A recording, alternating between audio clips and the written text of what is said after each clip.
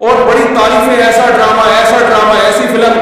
تو میرے بھائی یہ لغویات ہیں، یہ وہ چیزیں ہیں جن میں ٹائم ویسٹنگ کے علاوہ کچھ بھی حاصل نہیں ہوتا. جو لوگ ان چیزوں میں دلچسپی لے رہے ہیں، اللہ کے قرآن کے مطابق ان میں جنت کی علامت نہیں پائی جاتی. آپ ڈرامے دیکھتے دیکھتے قبر میں چلے جانا، یہ ڈرامے آپ کو اللہ کی جنت سے ہمیشہ کے لیے محروم کر سکتے ہیں. آپ کہہ سکتے ہیں انٹرٹینمنٹ ہے نا، تو یاد رکھو ایک انٹرٹینمنٹ جائز ہوتی ہے جو آپ کی صحت کے لیے اچھا ذریعہ بنتی ہے، آپ کے دماغ کو فریش کرتی ہے. ایک انٹرٹینمنٹ وہ ہوتی ہے جو آپ کے جذبات سے کھیلا جا رہا ہو اور آپ کو غلط میسج دیے جا رہے ہیں. ڈراموں سے، فلموں سے آج تک کوئی سیدھے راستے پہ نہیں چلا. ان ڈراموں نے، ان فلموں میں ہمارے فیملی سسٹم کو تباہ کر دیا ہے. کیسے کیسے ڈرامے دکھائے جا رہے ہیں. طلاق دینے کے بعد بیوی اسی گھر میں رہ رہی ہے. آپ بتاؤ جب ہماری بچیاں یہ چیزیں ڈراموں میں دیکھیں گی تو طلاق کا جو اسلام نے کانسیپٹ دیا اس کا وہ تباہ ہو جائے گا کہ نہیں ہو جائے گا؟ بار بار ڈراموں میں حلالہ دکھایا جا رہا ہے، حلالہ. تو کیا میسج جائے گا ان جوان لڑکیوں اور لڑکوں کو جو یہ سب چیزیں دیکھ؟ مجھے ایک بات بتاؤ، میرے ایک دفعہ بیان شروع ہوئے، اس وقت میں نے طلاق کا جائز طریقہ بیان کیا تھا، اسلام میں جائز طریقہ کیا ہے. میں نے 2-3 قسطیں ریکارڈ کروائی، کمپلیٹ کیا، اس کے بعد 1 سال تک موضوع نہیں چھیڑا. لوگوں نے مجھے کہا دوبارہ، میں نے کہا نہیں، کیونکہ ایک چیز کو جب بار بار لوگ سنتے ہیں تو چاہے وہ صحیح سینس میں بھی سنے، ان کی نظر میں وہ چیز ہلکی ہو جاتی ہے. میں نے کہا بار بار ایک ٹاپک چھیڑوں گا تو ایسا نہ گھر میں طلاقیں شروع ہو جائیں. سمجھ میں آ رہی ہے بات؟ او بھائی ایک چیز کتاب کی حد تک شریعت نے بتا دی، ایک دفعہ بتا دی، بار بار کسی کو، تو کیا ہوتا ہے؟ آپ ایک چیز کو بار بار جب سنو گے، جو چیز انسان بار بار سنتا ہے زبان پر وہ ہلکی ہو جاتی ہے. میں نے کہا اس سے گھروں میں طلاق کا ریشو بڑھنے کا خطرہ کم نہیں ہوگا ایک چیز کو بار بار ریپیٹ کیا جائے. تو بتاؤ ڈراموں میں بار بار طلاقیں دکھائی جا رہی ہیں کہ نہیں دکھائی جا رہی ہیں؟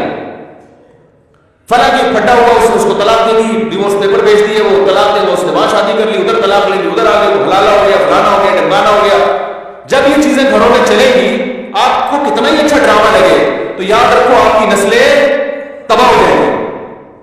مائیں بچیوں کو سکھاتی تھی بیٹا ڈولی جا رہی ہے تو اب جنازے کی کھٹولی آئے گی واپس. بتاتے تھے نہیں بتاتے تھے؟ ہم تو بچپن میں سنتے تھے بھائی ڈولی جا رہی ہے اب جنازے کی کھٹولی آئے گی، طلاق لے کے نہیں آنا. ہاں جہاں جائز طلاق ہے تو کہتے ہیں کہ وہ جائز ہے، اس میں اتنا ظلم جائز نہیں ہے کہ بچی کو بیڑا غرق کر دیا اور پھر بھی آپ بنا دی. لیکن اصول تو یہی ہے نا کہ یہ بری چیز ہے. جب بار بار کلچر میں یہ چیز دکھائی جائے، شوہر نے تھپڑ مارا بیوی کو، وہ عدالت چلے گی کھولا لینے کے لیے. ہر گھر میں تھپڑ بھی ہوتا ہے، ہر گھر میں گالی گلوچ بھی ہوتا ہے، یہ تو نارمل چیز ہے. تھپڑ مارنا صحیح نہیں ہے، اچھا کام نہیں ہے کہ شوہر بیوی پہ ہاتھ اٹھائے، لیکن سب کچھ ہوتا ہے گھروں کے اندر، وہ بعد میں سب سیٹ ہو جاتا ہے. لیکن ڈراموں میں جب دکھایا جائے گا شوہر نے بیوی کو تھپڑ اٹھایا، ہاتھ اٹھایا اور وہ چلے گئے عدالت سے کھولا لینے، تو آج کل کس مرد نے غصے میں کسی عورت نے ہاتھ اٹھا لیا تو وہ عدالت کا دروازہ نہیں کھٹکھٹائے گی کیا؟ اس تھپڑ کی تلافی 100 دفعہ ہو سکتی ہے، مرد بنا سکتا ہے، لیکن عدالت سے ڈیورس ہوگی، اس کی تلافی نہیں ہوگی. مرد کے دل میں نفرت پیدا ہوگی، اس سے مجھ سے طلاق کیوں مانگی، کیوں گئی ہے ڈیورس لینے کے لیے، بچے تباہ برباد ہو جائیں گے. تو ان ڈراموں سے فیملی سسٹم کو جوڑا نہیں جا رہا، جوڑ کے نام پہ توڑا جا رہا ہے. اور میں نے اپنے دوست سے پوچھا، میں نے کہا یہ چیزیں تو فلموں میں پہلے زیادہ دکھائی جاتی تھی تو ڈراموں پہ اتنا شور کیا؟ انہوں نے بڑی پوائنٹ کی بات کی. انہوں نے کہا کہ فلموں میں جو چیزیں دکھائی جاتی ہیں وہ نارمل ماحول سے ہٹ کر ہوتی ہیں. ڈرامے کا مطلب یہ ہوتا ہے کہ جو گھروں میں ہو رہا ہے وہ دکھایا جائے، اس کو لوگ زیادہ اڈاپٹ کرتے ہیں. کوئی آواز اٹھانے والا نہیں ہے، نہ حکومت کنٹرول کر رہی ہے، نہ کوئی کیمرہ والے اس پر کوئی نوٹس لے رہے ہیں. سینما روڈ میں چلنا شروع ہو گیا صبح شام، اتنے کلپ میرے مجھے لوگ بھیج رہے ہوتے ہیں، یہ مفتی صاحب یہ سین دیکھیے بڑا ٹائٹ سین ہے. کیا ہو گیا تمہیں، پاگل ہو گئے تم بھائی، کیا ہو گیا؟ میں اپنے دوستوں سے کہتا ہوں، میں میٹنگیں کرتا ہوں بلا بلا کے کہ یار ٹائم کی بڑی کمی ہے، میرا سارا دن اسی میں گزرتا ہے یار، بہت سارے کام کرنے ٹائم نہیں مل رہا. جب رات کو سونے کے لیے لیٹتا ہوں تو ندامت کے ساتھ، اللہ کی قسم میری یہ حالت ہے کہ یار آج بہت سارے کام کرنے تھے مگر آج بھی رہ گئے. ہم حیران ہو گئے، 2-2 3-3 4-4 گھنٹے کیسے ٹی وی کے سامنے بیٹھ جاتے ہیں؟ ٹائم کہاں سے آ رہا ہے آپ کے پاس؟ اتنا ٹائم ہونا اس کی علامت ہے آپ کا دنیا میں کوئی ویژن ہے ہی نہیں. جس کا کوئی ہدف ہوتا ہے اس کے کے پاس اتنا ٹائم نہیں ہوتا. تو یہ ڈراموں فلموں میں ٹائم ضائع کیا جا رہا ہے. خدا کی قسم موت کے وقت حسرت کا سبب بنے گا. موت کے وقت اللہ نے زندگی صرف ایک دفعہ دی ہے. قرآن کے الفاظ دیکھو کہ موت کے وقت اگر تم ساری دنیا کی ساری دولت خرچ کر کے بھی ٹائم واپس لینا چاہو گے نا, لا یستخرون ساعۃ ولا یستقدمون. اللہ فرماتے ایک منٹ تو دور کی بات, ایک منٹ کے 1 کروڑ حصے کر لو نا وہ بھی نہیں ملے گا. ابھی بہت ٹائم دیا اللہ نے, ابھی بہت ٹائم دیا ہے. چاہو تو ڈراموں میں ضائع کر دو, فلموں میں ضائع کر دو, سارا دن ٹی وی کے سامنے بیٹھ کے کرکٹ کے میچ دیکھ کے تالیاں بجاتے رہو, فلاں نے یہ چھکا مارا, فلاں نے چوکا مارا.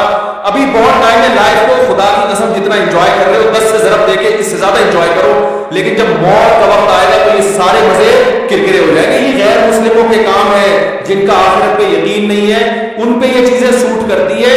ان کو مرنا نہیں ہے نا, ان کا تو خیال ہے مر جائیں گے تو ختم ہو جائیں گے.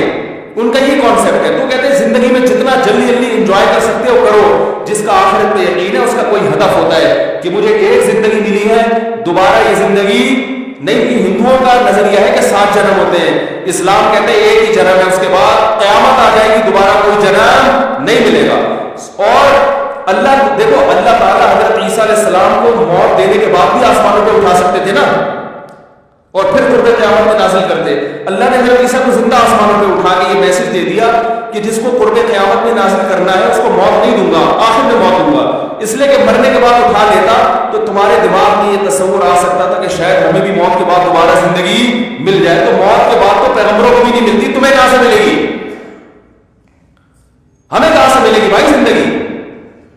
تو اپنے وقتوں کو برباد مت کریں, انجوائے کریں, ایسی چیزوں کو انجوائے کریں جس سے معاشرے میں ترقی ہوتی ہے. بھائی جاگنگ کر لیا کرو, سوئمنگ کر لیا کرو, فٹ بال کھیل لیا کرو, تھوڑا سا ورزش ہو جائے گی, کولیسٹرول کم ہو جائے گا, فائدہ بھی ہوگا, انجوائے بھی ہوگا.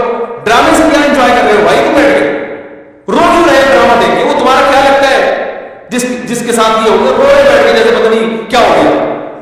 دیکھو انسان کے جو اعصاب ہے نا, اعصاب,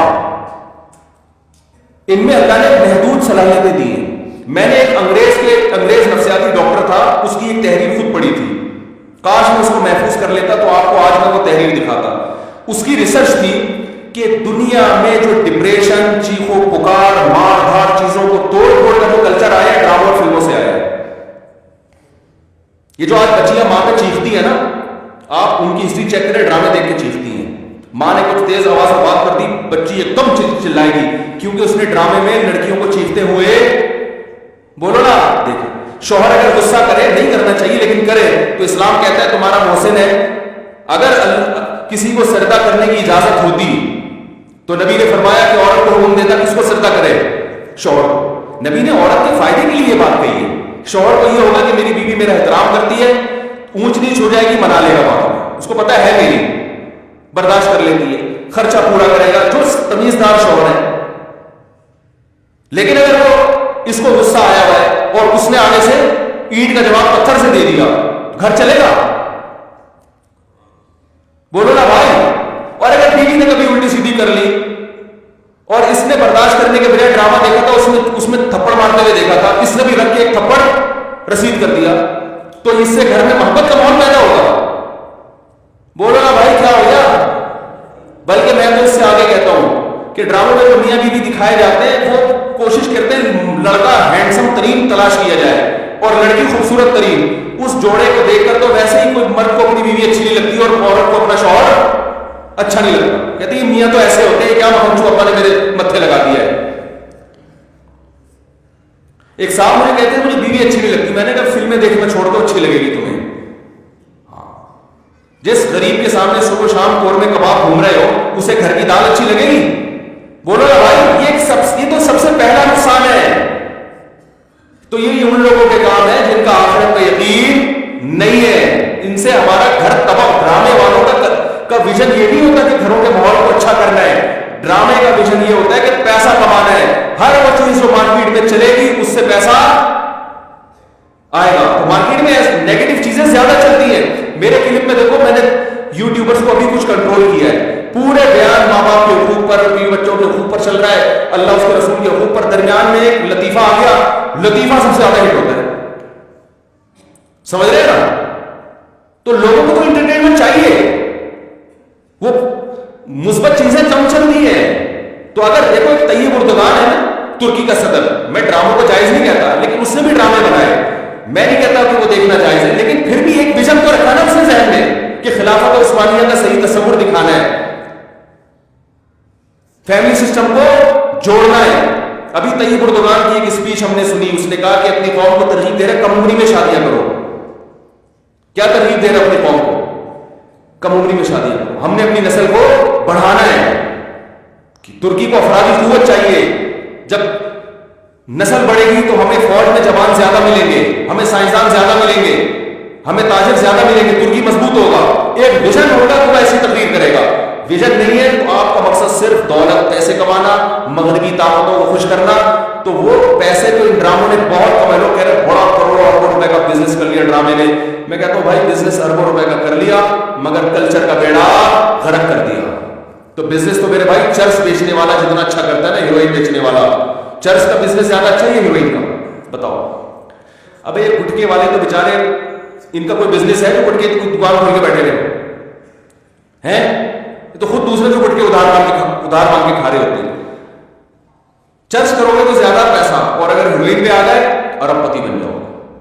تو بزنس نہیں دیکھا جاتا, یہ دیکھا جاتا ہے قوم کو پیغام کیا دے رہے ہو. تو بھائی یہ حکومت نہیں کرے گی, یہ آپ نے کرنا ہے. اپنے گھروں کو آپ نے کنٹرول کرنا ہے. اپنے گھروں سے ٹی وی کو بند کریں, قابو میں لائیں. اس اگر رکھا ہوا بھی ہے تو اس کو ایک لمٹ کریں, قابو میں لائیں. دیکھیں کیا ہو, بچے لیپ ٹاپ دیکھ رہے ہیں تو جا کے ہسٹری تو سرچ کریں کہ کیا دیکھ رہا ہے بیٹھ کے وہاں پہ. وہ بچیوں کو فون لے کے دیا ہوا ہے, بچوں کو تو چیک تو کریں کس سے باتیں. بھائی یہ فون ضرورت کی چیز ہے, یہ دوستیاں لگانے کی چیز نہیں ہے. دوستیوں میں ٹائم ضائع ہوتا ہے. ہم جب مدرسے گئے ہمارے حضرت نے سختی سے پابندی لگائی, کسی طالب علم کو کسی سے دوستی کی اجازت نہیں ہے, یہاں پڑھنے کے لیے آئے ہو.